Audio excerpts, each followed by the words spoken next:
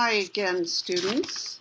So I want to finish up on Matthew Arnold, and the section that creates a kind of gap in the poem is the third stanza, where he talks about Britain fought her sons of yore, Britain failed and nevermore. Careless of our growing kin, shall we sin our father's sin? It's obfuscatory. It's referring to having lost the United States in the American Revolution. And this is a reminder that Britain has failed in the past to create unity in a country by its rule. And such admission suggests that it can certainly happen in the future. And so when he says we're all one, we're all unified here together, at the very heart of the poem, they are not. Now I also want to talk about Hobson, who is also very brave in questioning empire and making fun of the rhetoric of the imperial rhetoric, if you will. And he, quotes from that imperial rhetoric, and then he focuses on his argument about the statement that England, which believes in freedom and independence, acts like and proposes that it is always giving the natives, the colonized, rights in their government. And this and Hobson just goes point by point by point and says no, even in each one of the kinds of colonies that England has, there is really no freedom. And whenever they create a council and put on the locals, they always make sure that they themselves, the British, have more people on that council, and thus will always have more power. And so you're reading this as a modern reader and thinking how enlightened this writer is. And then in the very last paragraph, he says, we have taken upon ourselves in these little islands the responsibility of governing huge aggregations of lower races. And you lurch, after all this seemingly radical rhetoric, he still shares with the colonizers a view of the colonized as inferior, as lower races. And so this rhetoric is riddled with contradictions and conflicts, I would suggest.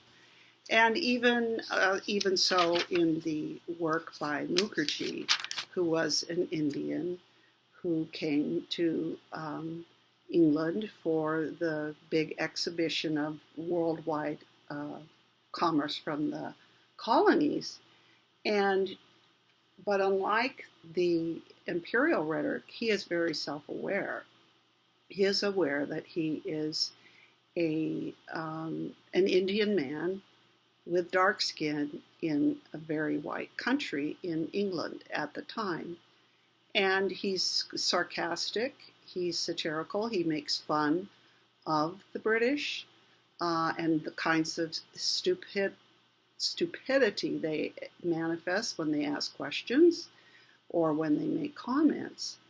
At the same time, he recognizes that he is the colonized and he needs to say something nice about the colonizer. Again, it's kind of like the women writers of the time period, in some ways having to apologize unnecessarily, although they know that they're not going to get published if they go too far with their rhetoric.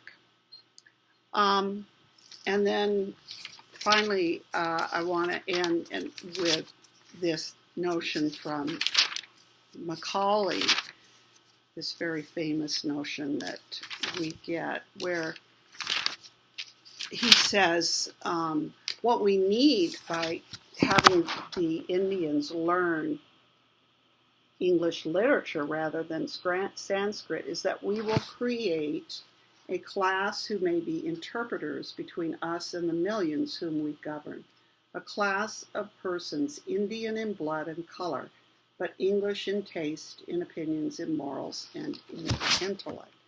It's referring to a kind of mimic man that Frantz Fanon and Homi Bhabha have talked about in post-colonial theory, that a colonizer needs a go-between, a mediator between themselves and the locals and the colonized, a class, quote unquote, a class of people that will be willing to help the ruler rule their own people, and thus will learn the manners and the culture of the ruler and become like the ruler.